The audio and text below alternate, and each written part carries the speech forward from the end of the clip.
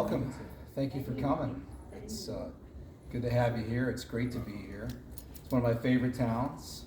I'm coming here from western Pennsylvania, so Grove City, Pennsylvania, which is kind of upper northwest between Erie and Pittsburgh. So in fact, if you drive along Route 80 going across the country, right in the corner of like 80 and 79, I teach at Grove City College in Grove City, Pennsylvania. Been there since 1997, and I love Peoria. It's one of my favorite towns. A good friend of mine, John Morris, who runs the Peoria Riverfront Museum, is I know him really well. I've been here a bunch of times to visit him, and also because I'm a biographer of Ronald Reagan, and so that has brought me through here a number of times.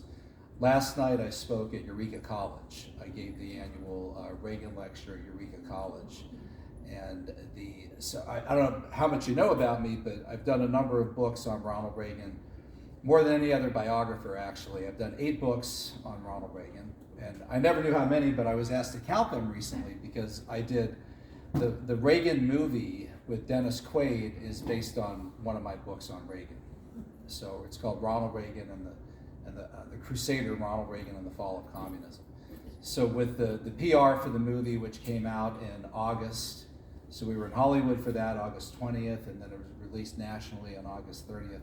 Among the different PR for that, they asked me, count the number of books I've done on Reagan. So I've done 8. I've done 8 books on Ronald Reagan altogether.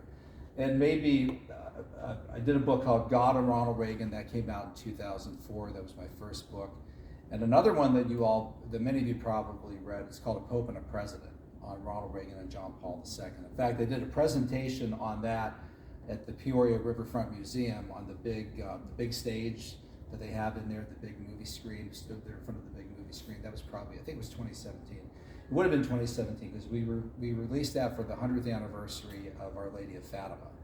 And it was on the feast day of Our Lady of Fatima, May 13th, 1981, that Pope John Paul II was shot in St. Peter's Square.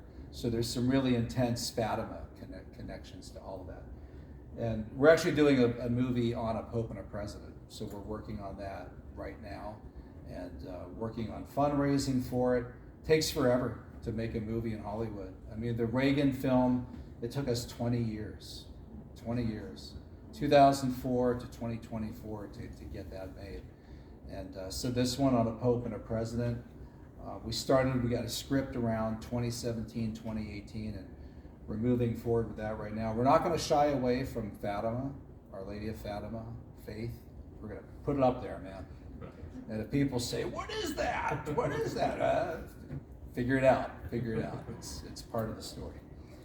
By the way, this would make a great movie. The more I think about Bella Dodd, so this book was released a couple years ago now, and we've made no effort at all to turn this into a film, although I know somebody was interested in doing a documentary. And every time I talk about her, I haven't given a talk about her in probably a year, it just strikes me that what a great story she is. And if she was a hero of radical atheistic feminism or something, there'd probably already be a movie done on her at this point, right? She's not the kind of person that Hollywood wants to make movies about.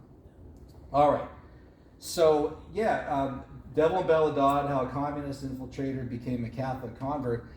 I did a book called The Devil and Bella Dodd, and it was a follow-up to a book I did called The Devil and Karl Marx, which came out, I think, 2020. That was done through Tan Books, and that is a really chilling book.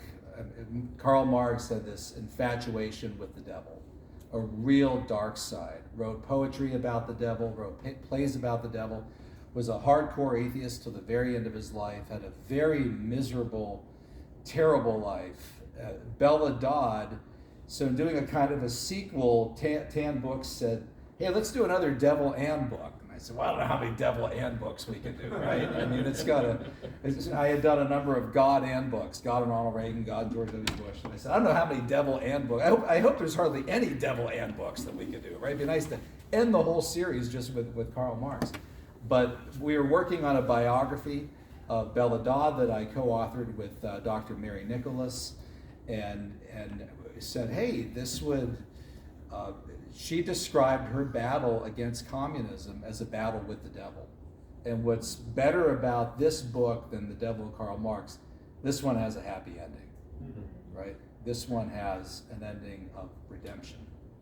And that's a point that I'll get to. So there she is. That's her toward the end of her life, 1950s, upper right-hand corner. So that's her famous book underneath that, School of Darkness, it was called, because she was very involved in education. That was really her front for the party. I'll get to that in a second. The little village to the left of her picture, that is Picerno, Italy. That's where she was born in 1904. So she was born Maria Assunta Isabella Visono. What a beautiful name. What could go wrong with a name like that, right? What could go wrong with a name like that? So Maria Assunta, the Italians talk about La Assunta Madre, the Assumption of the Blessed Mother.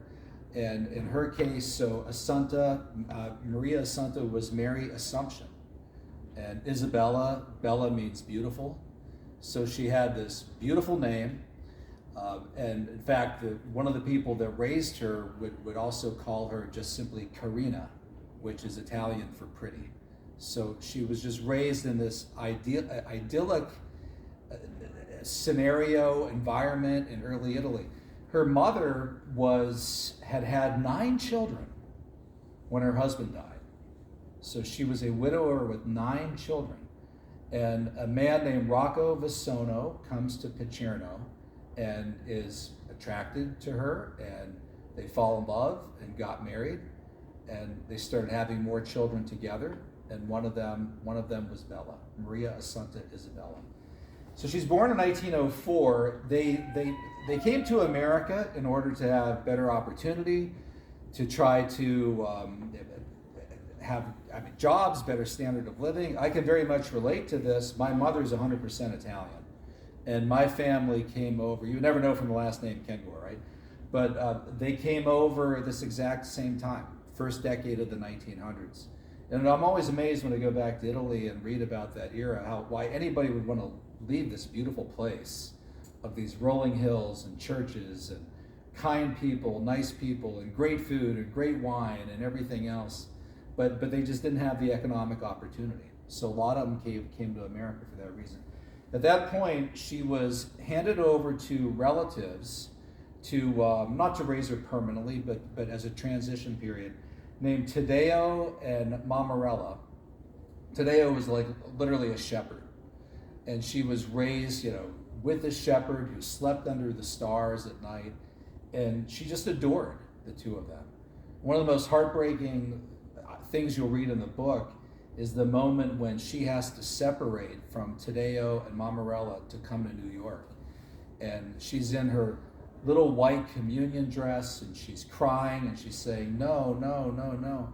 And then Taddeo says, Adagio, Carina, you have to go, you have to go. And she's just heartbroken. But she comes to America, comes to New York, and very precocious, picks up the language immediately. All of her siblings are just amazed. And they convinced the local school that she was born in 1902 rather than 1904, just to enroll her at a higher grade level, in 2nd grade right away. Right away, she encounters socialism in her New York public school. And that's because New York City is just loaded with socialism, communism. I'll give you some data on that pretty soon. Went to Evander Childs High School in the Bronx. This little school had a socialist newspaper in the school. But that was nothing compared to what happened to her in college. She was radicalized in college at Hunter College, which is on the Upper West Side of New York, on the way to a beautiful church called St. Vincent Fair, where my daughter was recently married a few weeks ago. But Hunter College, she there encountered a Marxist English professor named Sarah Parks. By the way, English is usually the most radical major. English and education. At Carnegie Mellon University, near where I live in Pittsburgh, recently had a 200 centennial celebration of the birth of Karl Marx in 2018. A whole year of celebrating the birth of Karl Marx. And which academic department ran that? Certainly wasn't the economists, right? Wasn't the historians, wasn't the political scientists. It was the English department. English department. The people that have departments of queer theory and all that different stuff, Frankfurt School influence. So as there she met this communist professor named Sarah Parks. And Sarah Parks is the one who radicalized her. All the students looked up to this young professor, young single professor, and she especially, she was impressed by Bella Dodd and how, well, at that point, Bella Vissono. She becomes Bella Dodd later when she marries a man named Dodd, Thomas Dodd. But she was very impressed with Bella Dodd and did everything she could to brainwash her. Gave her books on the Communist Revolution, Bolshevism, books glorifying the French Revolution. How do you glorify the French Revolution? 40,000 people guillotined between 1793 and 1794. But they've been glorified by some people in the West. Who were the radicals in the French Revolution? Jacobins. There's actually an American publication today called The Jacobin. They think it's cool. They've got little memes of the guillotine, right? They think that's really funny. But she talks about how she wrote one paper on monasticism in Europe, in Italy, and how Bella felt this attraction to the Middle Ages and the monastic orders and the priests, the monks, and the nuns. And it was one of her favorite things to write. And Sarah Parks, the communist professor, knew that it was good. And so she gave her a good grade. But she put at the end of the paper, "See me. Come see me." And she went in and Sarah wanted to know about where she was getting these ideas about monasticism. I mean, Sarah wanted her to learn about Bolshevism, right? Not monasticism. So Sarah, like Vladimir Lenin, referred to religion, Christianity, as medieval mildew, superstition. So she had to purge the young Bella of these beliefs. By the way, Sarah Parks, when Bella goes back to visit her a few years later after graduating, she's very saddened to find out that Sarah had committed suicide. A lot of these people in the communist movement were in a dark place. All right, and the atheism and everything else very rarely had a happy ending unless they pulled out of it, like Bella Dodd would. What really drove her over the edge was she attended a graduate seminar with her friend Ruth Goldstein at Columbia University. And Columbia was the hotbed of radicalism. Thomas Merton became a communist at Columbia. Whittaker Chambers became a communist at Columbia. Juliet Points, who was a friend of Bella from Omaha, Nebraska, who was later liquidated, killed, purged, became a communist at Columbia. Professor John Dewey was at Columbia. The Frankfurt School came to America and set up at Columbia, the most radical hotbed in the United States. So she went there, and they got her. They got her. Hey, it's their job. Okay, it's their job. Slowly but surely, Bella said the quote, "Step by step, I retreated from God, and I went forth to meet the world, the flesh, and the devil." The closer that they get to communism, the more they pull away from God. Karl Marx said, "Communism begins where atheism begins." That was a favorite quote of Fulton Sheen. Fulton Sheen was the first one to find that quote from Marx, which Fulton translated out of a French publication of Marx. Started working very closely with the Communist Party from the time she first became interested in 1932 until the time that she became the legislative representative of the Communist Party in New York. By the way, if any of you want this PowerPoint, I'd be happy to email it to you. And if you want to take any pictures of any slides, go ahead. By 1935, she was invited to secret meetings, caucus meetings. At that point, she's in her early 30s. In 1943, she agreed to join the party as an open member. That's a big deal. The party advised most people who were members, don't tell anybody that you're a member, right? Be a secret member.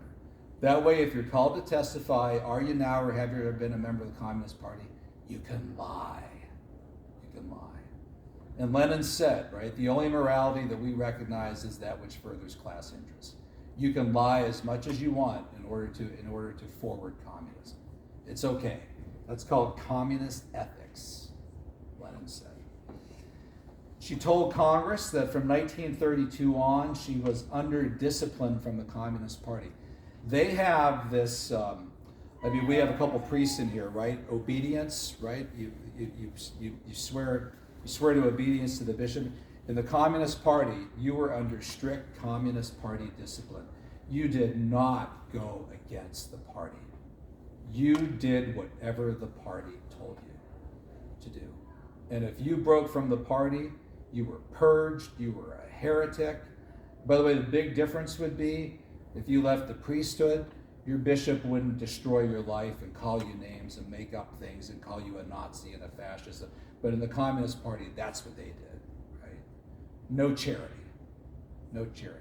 All vice, all viciousness. From 1944 to 48, she became a member of the National Committee of the Communist Party. Bella Dodd was probably the highest ranking woman member of the Communist Party in America.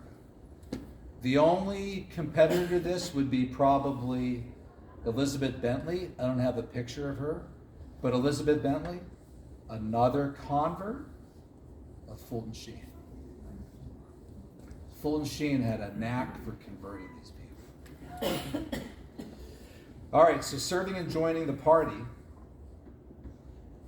Let me tell you a little bit more about the party here.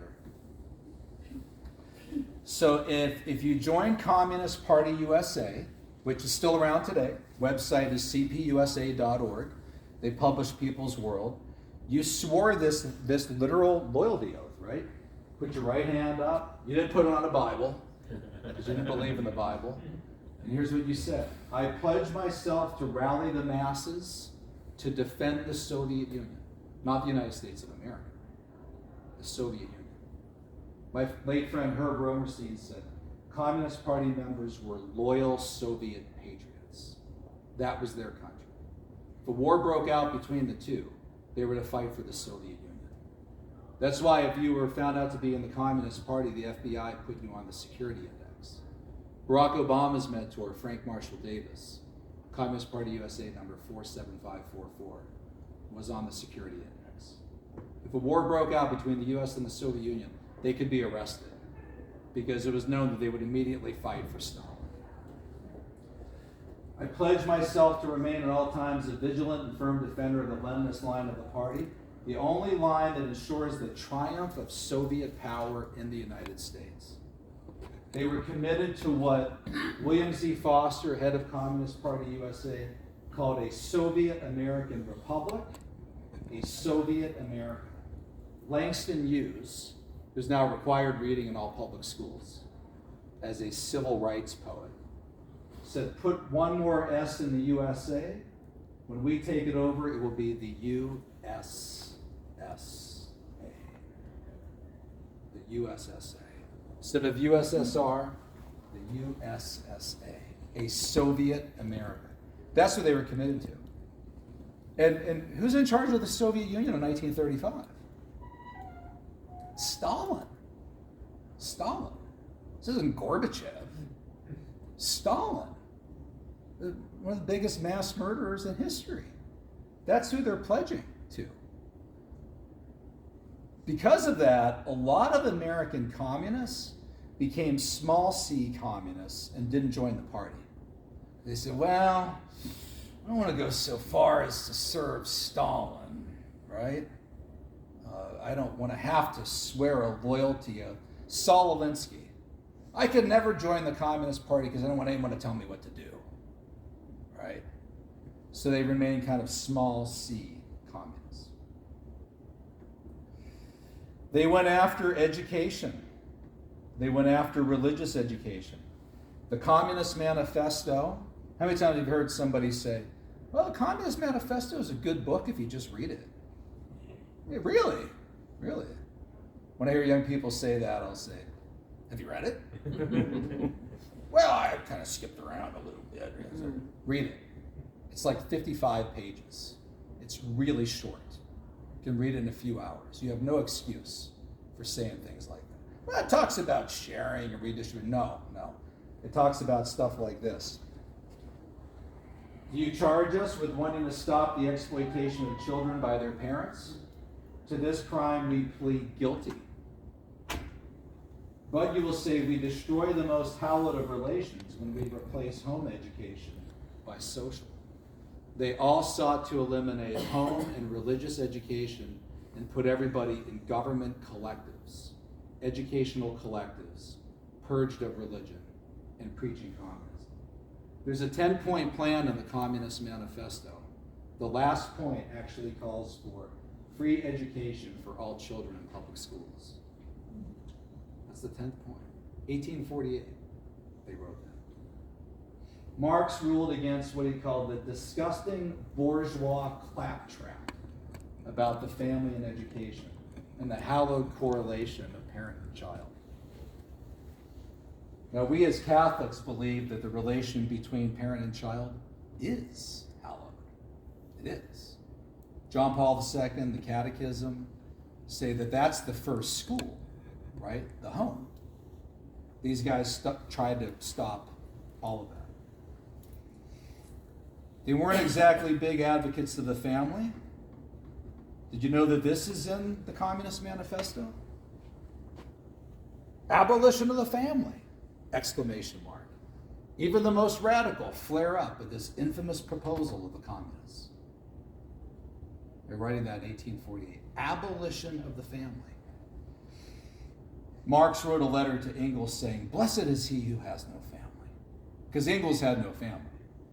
Engels refused to marry any of the women that he lived with. And by the way, in those days, that was like scandalous, but the communists did all that kind of stuff. They didn't care.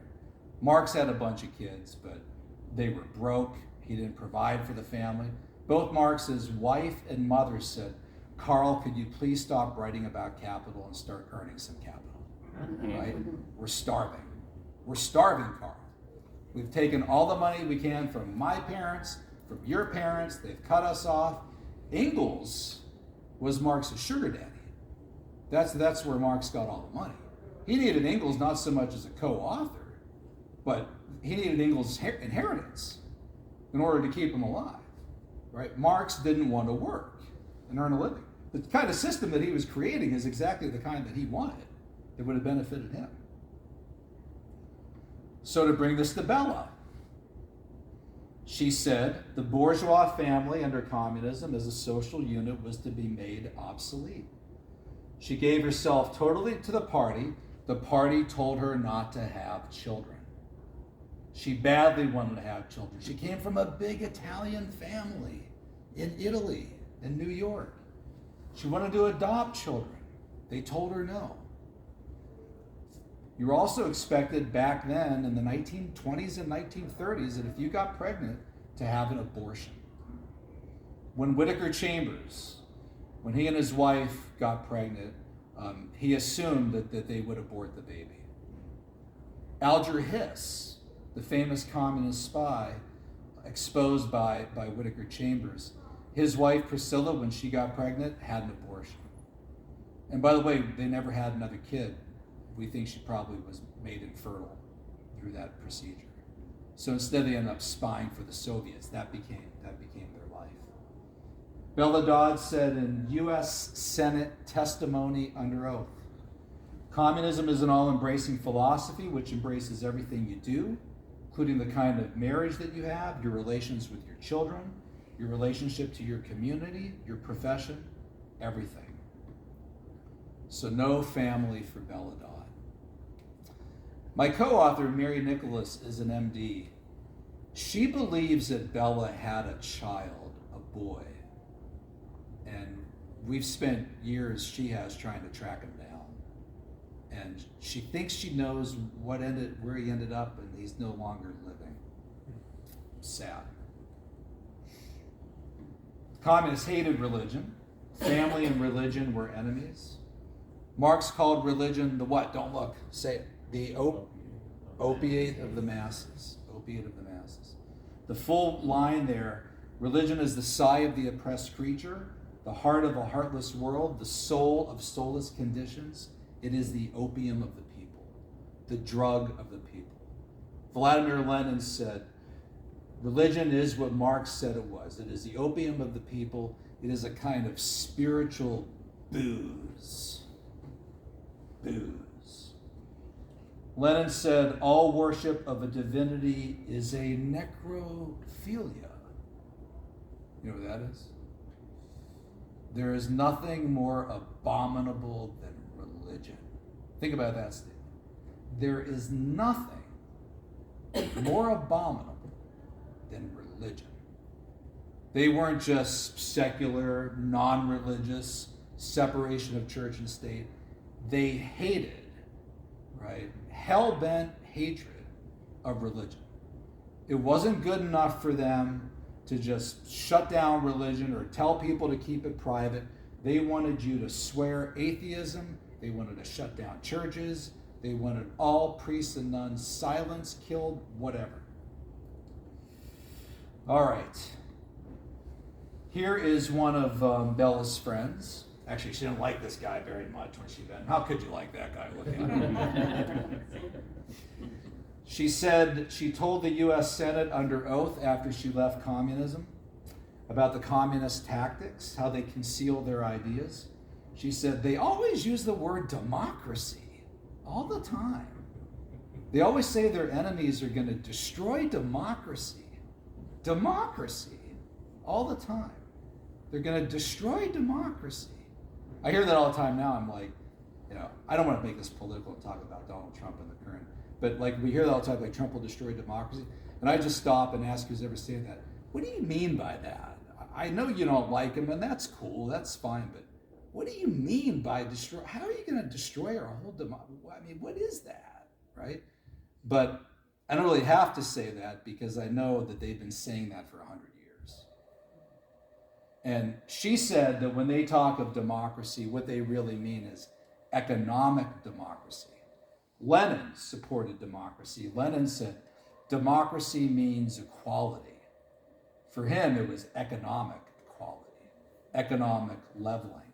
So when they talk about democracy, they don't mean it the way Jefferson and Madison and those guys meant it, all right? They've got it. It's a totally, which is why when you hear somebody say that today, just stop and say, okay, that's cool. I know you don't like him, but I don't understand what you mean by democracy. Could you define democracy? You'll be in for an interesting discussion. If they can do it. Alexander Trachtenberg was the head of the Soviet GPU. He told Bella Dodd.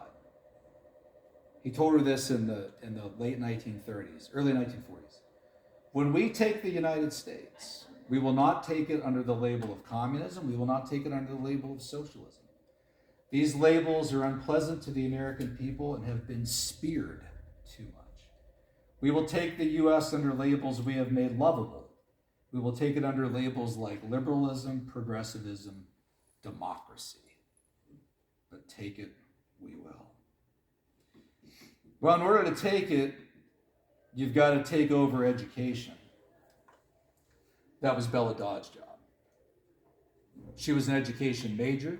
She was a teacher. She went to Hunter's College. She went to Columbia. She became a professor herself.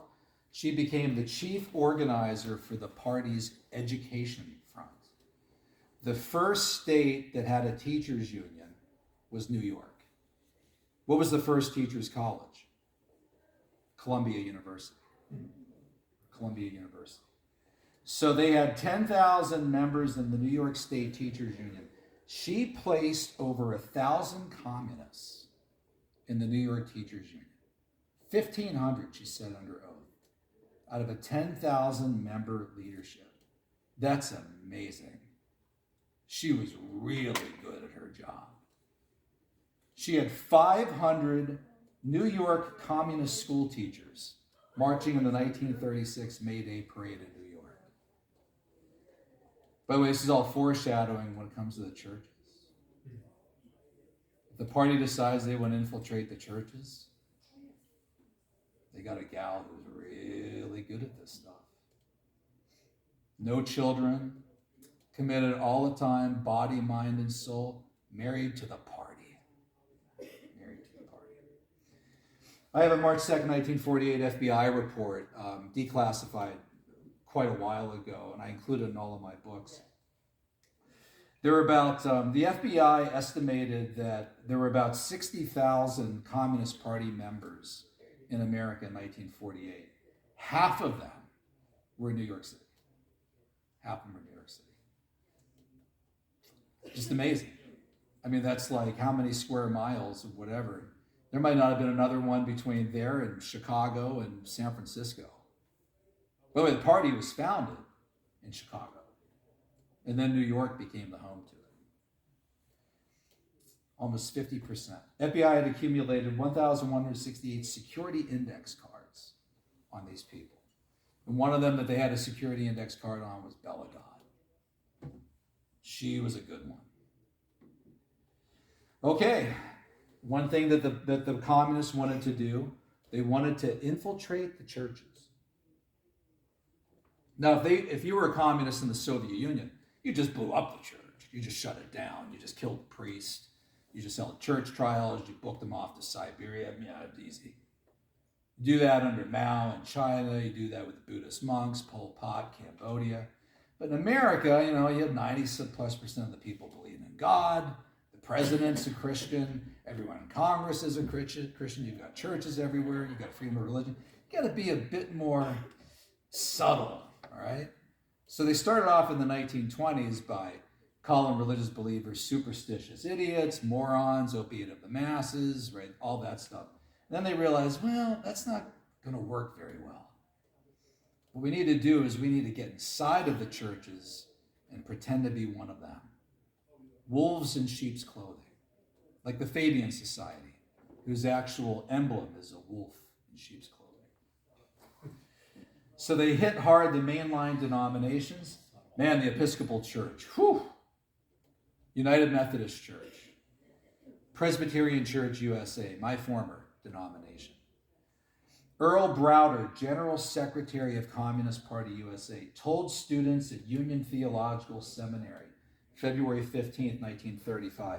Look at this quote. He's telling this to Protestant students at a theological seminary in New York. You may be interested in knowing that we have preachers active in churches who are members of the Communist Party. To be a member of the Communist Party, you had to be an atheist. So what's going on there? They've got atheists who are members of the party who are infiltrating these churches, the mainline denominations.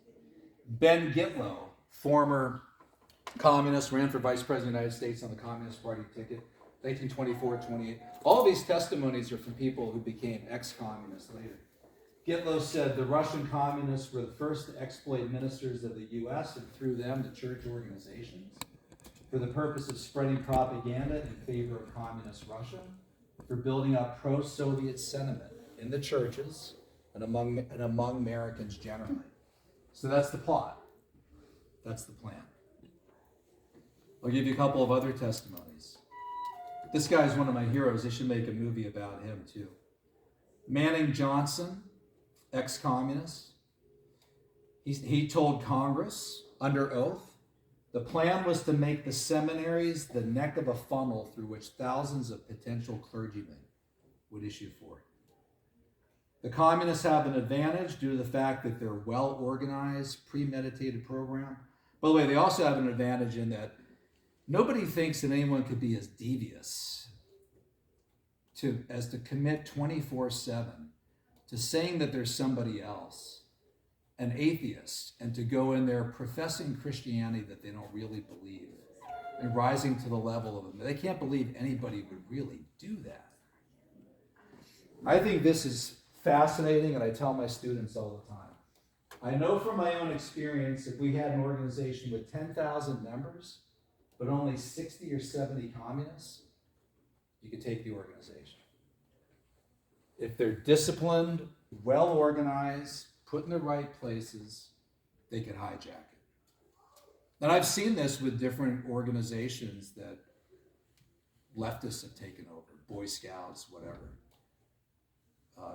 The other people don't want to fight. They say, you know what, I'm sick of this. I don't know where these people are coming from. They're claiming they're not communists, but they're just agitating and making our lives miserable. I'm going to become a Baptist. They can have it. They can have it. And if you stay and fight, that's when you get called every name in the book. Nazi, fascist, racist, everything. Here's Johnson again. He's given some more data on penetrating the churches. I think I just said everything that he said there. More examples.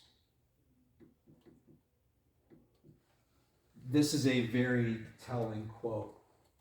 He said the plan was to infiltrate seminaries. He's talking about Protestant seminaries. Hold on to the Catholic in a minute. Generate potentially thousands of pro-communist clergymen. Through Reds in religion, we have a true living example of the old saying, the devil doth quote the scripture. They created front groups with names like the American League Against War and Fascism. Fulton Sheen responded to that by saying, you want me to join your American League on War and Fascism? Okay. Change the name to the American League Against War, Fascism, and Communism. Right? The American Peace Mobilization. That was the most insidious communist front group of all time. The worst. The Progressive Citizens Alliance, who enlisted a Hollywood actor named Ronald Reagan. Reagan realized after a while, I don't think these people are who they say they are. Then they denounced them, fascist scum, Nazi, right? Every different word. Most prominent in the titles of these organizations were the name Progressive or Democratic. All the time.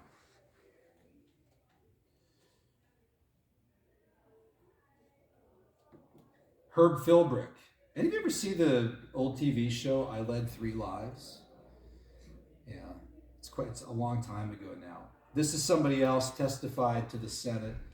He was another guy who witnessed the infiltration. He actually worked for the FBI. He was a non-communist from the beginning, but he saw how communists were infiltrating the churches in New England.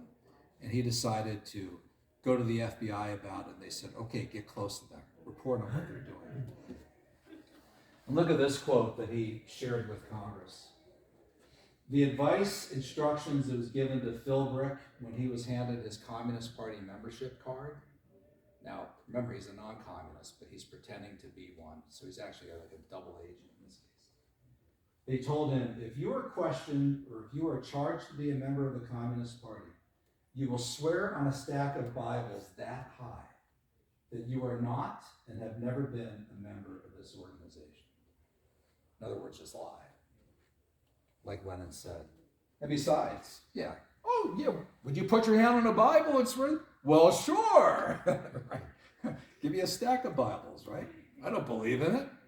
That opiate of the masses, superstitious mildew. Sure, no problem. I'll give one more testimony.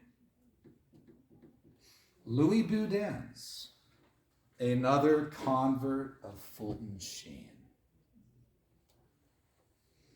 Former editor of the Daily Worker, he told Congress, he was from Indiana originally, the communists everywhere plan to wage war on the Catholic Church as the base for obliterating all religion. When Fulton converted him, his name was still on the masthead of the Daily Worker as the editor. Amazing story. All right, so now they're going to go after the Catholics. So for that, they're going to their master organizer, Bella Dodd.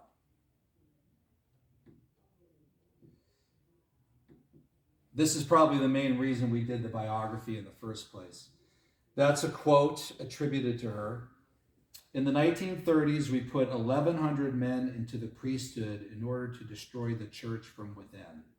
Right now, they are the highest places in the church. That's a paraphrase. I wanted to get something online that had her picture. we spend thousands of words in the book going through exactly what she said, who she said it to. But she said that she helped place over 1,000 communist men in Catholic seminaries. She did that. I'll give you some of the sources to back that up. Alice von Hildebrand just died a couple years ago. My co-author, Mary Nicholas, interviewed Alice. Alice and her husband, Dietrich von Hildebrand, were both close personal friends of Bella Dodd. Bella Dodd told them both directly that she had done this. Alice wrote about it in books, in her memoirs, in articles for Crisis Magazine, other publications. She's online in interviews talking about it.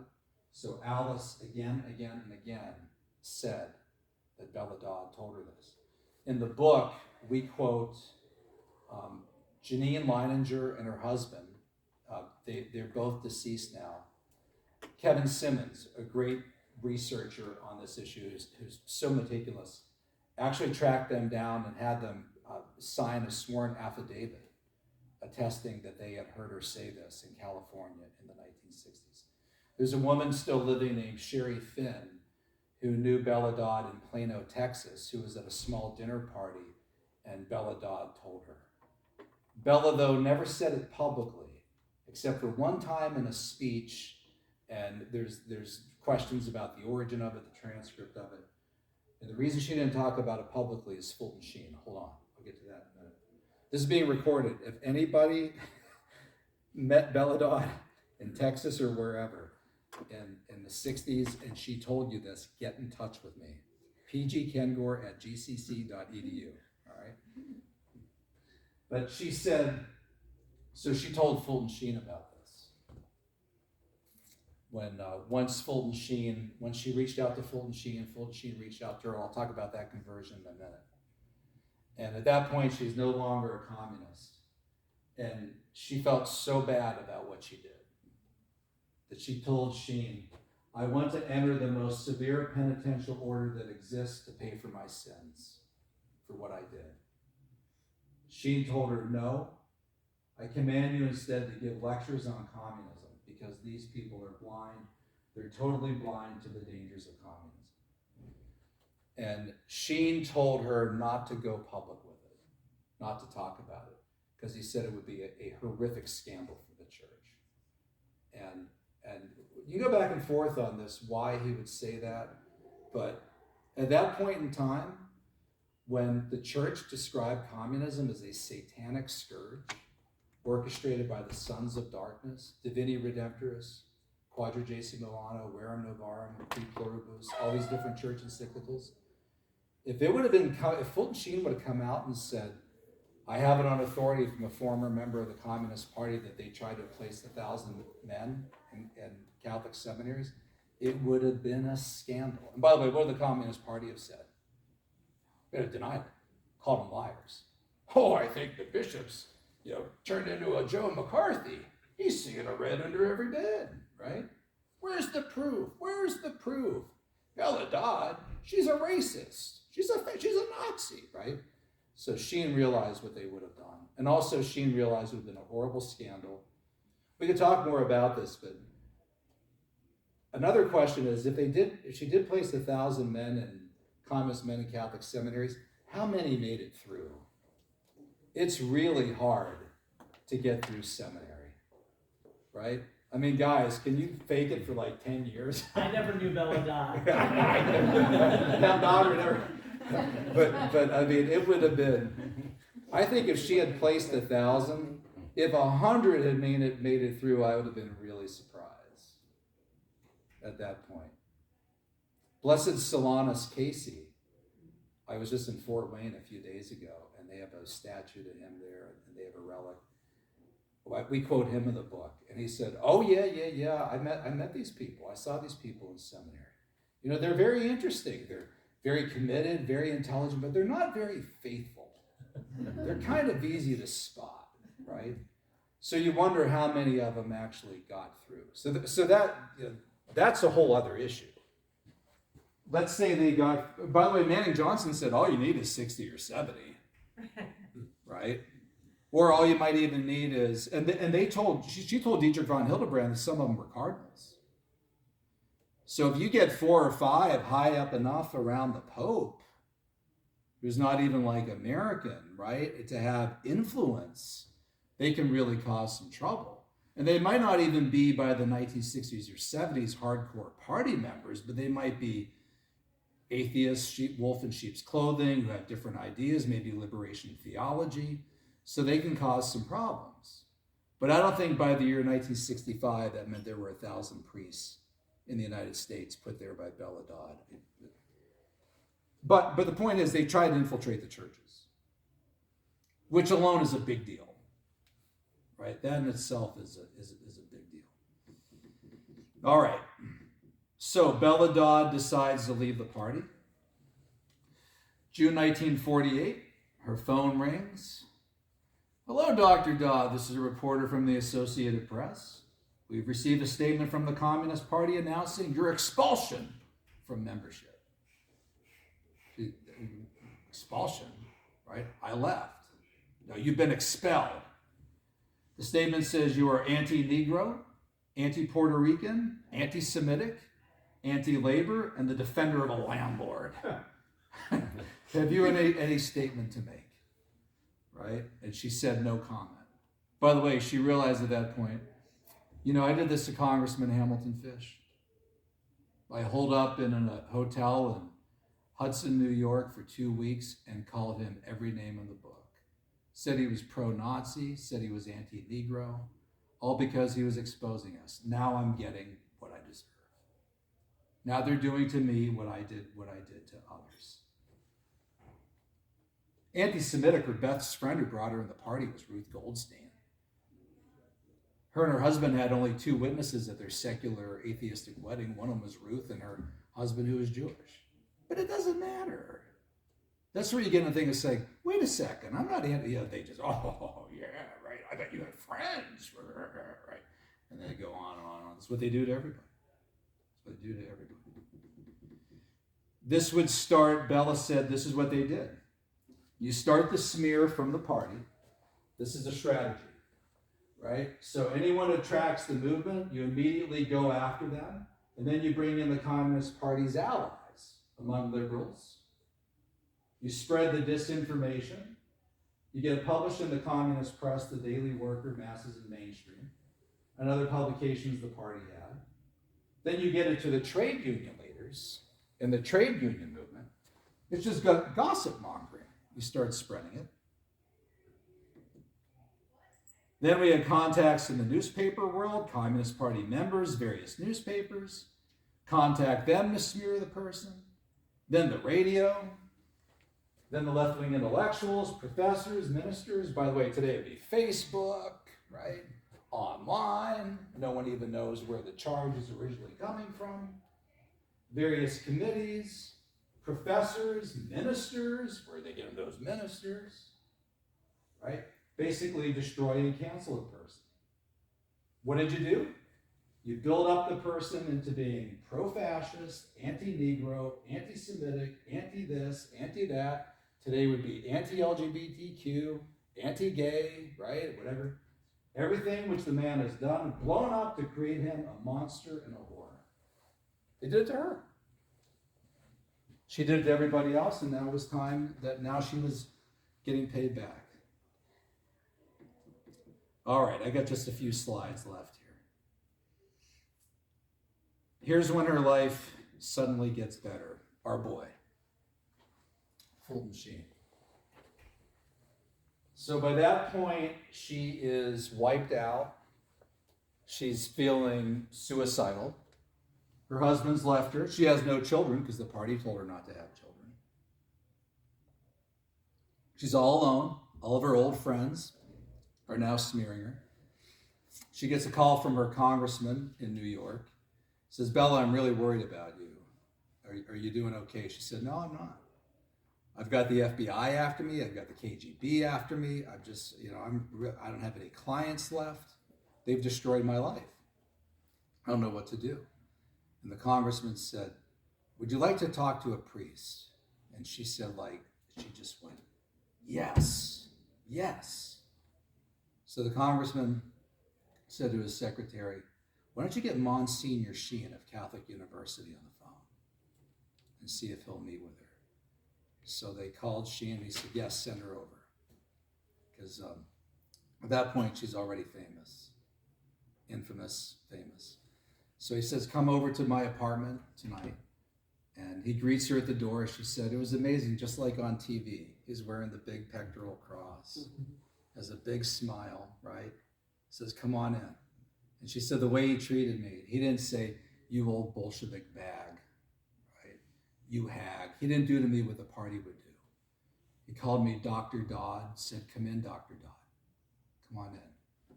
These are her words here. Doctor, I'm so glad you came. You look unhappy. Why do you say that? She replied. Oh, I suppose in some way we priests are like doctors who can diagnose a patient, right? Kind of looking into the soul. So he invites her to his little chapel in his room, probably where the Blessed Sacrament would you have recreated in here, maybe, right? And takes her over to a statue of the Blessed Mother, Maria Santa Isabella, puts her in front of this statue of the Blessed Mother, and she just starts sobbing uncontrollably. And he comes up and puts his arm around her and says, there, it's okay, it's okay. And she said she just kind of came to, and she's on her knees at that moment. And he said to her, why don't you come back to New York in the fall and meet with me and take instruction in rejoining the Catholic faith of your youth? She said, all right, okay. It still took her some time. She walked all around New York late at night by herself, going in and out of different churches. But she met with him. And he brought her into the faith. Sheen ordered his penitent to spend the rest of her life speaking out against communism. And she really did. I tried to get her FBI file declassified. It's the most classified FBI file that I've seen. There are thousands of pages. I eventually got 1,300 pages declassified in 2021. They called her the Falcon. Isn't that cool? Hey, there's our movie title right there, The Falcon. Right? The Falcon, this brave lady. It's like a female Whittaker Chambers. She testified over and over and over again, talked about everything that she did. However, at least publicly, in what we've seen and what's been declassified, she didn't talk about the infiltration of churches. But there's a lot that she said that was raw behind closed doors that has not been declassified. And I'd love to find those papers and see if she talked there about what she did with the church. Her final couple of years of life, she's only in her early 60s. She was not in good shape. She had a life of health problems. When she was like 12 years old, she was walking in the streets of New York and got her foot stuck in a trolley track, and her foot had to be amputated. She spent a year in the hospital dealing with that. Her mother nursed her back to health. Many health problems. In April 1969, she goes into St. Vincent's Hospital in New York for kind of routine surgery for a gallbladder, and she went into a coma. So get this, isn't this amazing? She goes into a coma, and they think, all right, we better get her last rites. We need a priest. We need to find a priest. Guess who shows up? They didn't even call him. He just happened to be a visitor. He came in, and like for the first time in days, she opens her eyes, like briefly. It's like, you're here. And he gave her the last rites, made the sign of the cross. Her eyes acknowledged him. She kind of smiled, nodded, and then passed after that. Yeah. I don't know how I just told that without getting choked up. And be a great ending for the end of a movie, wouldn't it? Fulton Sheen just happened to come in at that moment. Amazing. It really is. You talk about providential. It's just amazing. It really is. She died on April 29th, 1969. Feast day of my favorite saint, Catherine of Siena, patron of Italy, co-patron of Italy, along with Francis of Assisi, another woman who fearlessly spoke the truth to power, to popes. Right? I don't care if you like it in Avignon and you feel safe here, get back to Rome, right? Someone who was likewise a courageous witness. All right, I'll wrap up with this last slide. Some advice from her today. She was once asked, who's behind the international communist movement? Is it Stalin? Is it the Comintern? Is it the Common Forum? She said, I'll tell you who's behind it, Lucifer. Lucifer, Satan himself. She described pulling herself away from that as a battle against Satan. The communists are the very worst deceivers and infiltrators. They reject God, they reject morality, they redefine it, so they will do anything in order to, on behalf of the party, and to advance the party and its causes. The churches are the most vulnerable.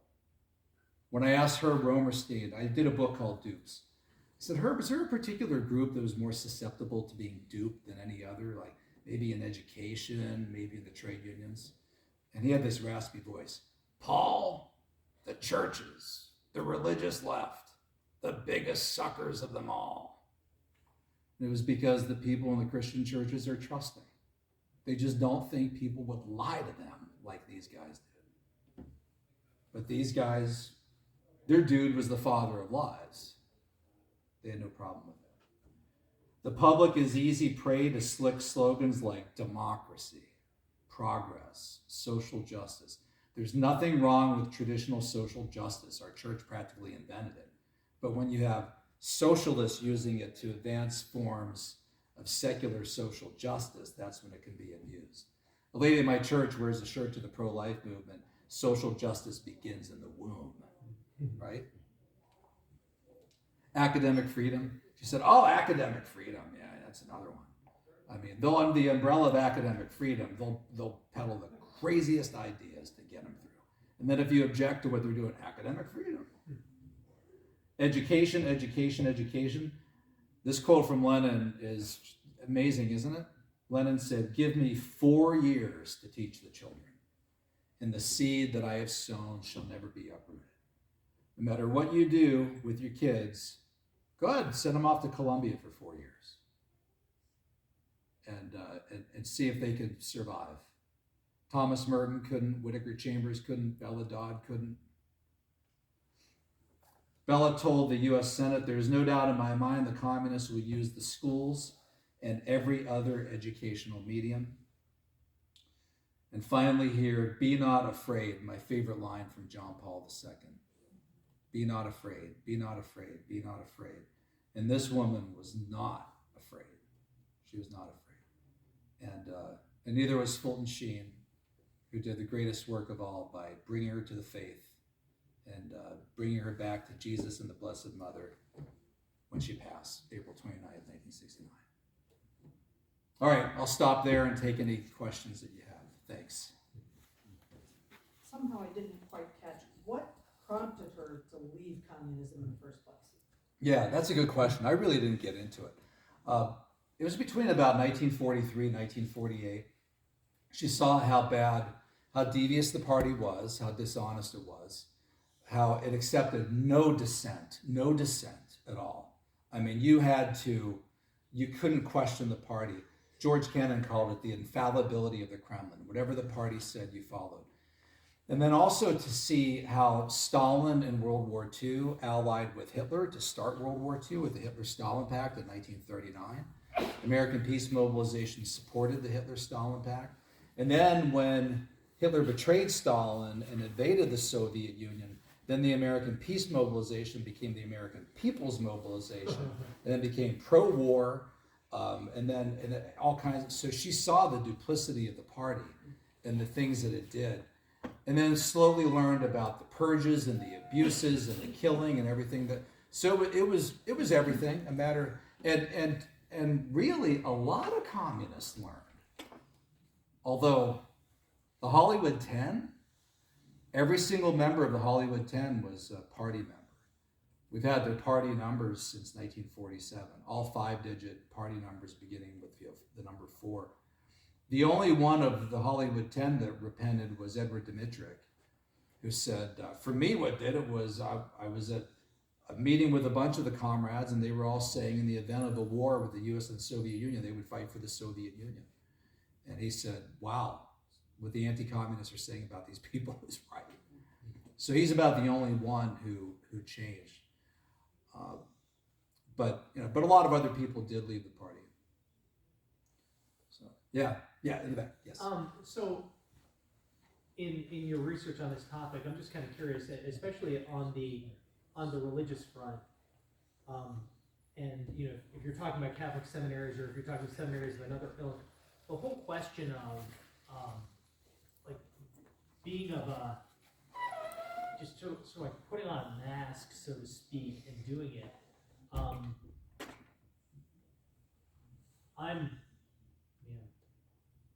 I'm not doubting that a bit. I guess my question would be, did you see anything in all of this, in any of this research in that area or others that suggested like diabolical possession or anything like that? Oh, that's a great question, right? Because I could see in a scenario like that where it's sort of like, basically Prince of Darkness or Friends takes over and just sort of like does the show. I use phrases like hellbent, right? Mm-hmm. And our church in Divini Redemptoris 1937 called communism a satanic scourge, and said that who was really behind this? Satan. This was born of hell, the Prince of Darkness. So our church really saw it as diabolical. In Divini Redemptoris, there's a great line. Reagan used a very similar line in his 1984 speech to the Irish National Parliament. He said, you have to realize the fight that we're fighting is at its origins a spiritual battle. This isn't about missiles and rockets and dollars and rubles, right? If you don't understand that this is a spiritual battle, you're not getting it. And oftentimes, like my students will read the Communist Manifesto and they'll say, how can anybody believe this? How did this even pick up? This is impractical, this is crazy. Well, I think the reason oftentimes is spiritual rather than rational. Also, I should note and I go through all of this in the book, 1,000 communist men in Catholic seminaries might sound like a huge number, right? But by Vatican II, there were over 60,000 priests. There were a lot of priests. Keep in mind, this gal put 1,500 communists in the New York State Teachers Union, which had a union of 10,000 people. If they had gone to her and said, hey, Bella, can you put 1,000 communist men in Catholic seminaries or 60,000 priests, she'd have been like, that's a cinch. Yeah, let's go. Now, it's probably easy to get them going and get them moving, but then to get them in, to get them through, that's where I'm of the mind that, okay, there's no way that you placed 1,000 in the priesthood. But I could see how they tried to get them in. And they were doing this to all the Protestant churches. And I didn't even get into this in this talk. Behind the Iron Curtain, the communists were doing it to all the churches. The Russian Orthodox Church was completely controlled and infiltrated. To this day, the Patriarch Kirill, who's a buddy of Putin, he was in the KGB. They had completely controlled the Russian Orthodox Church.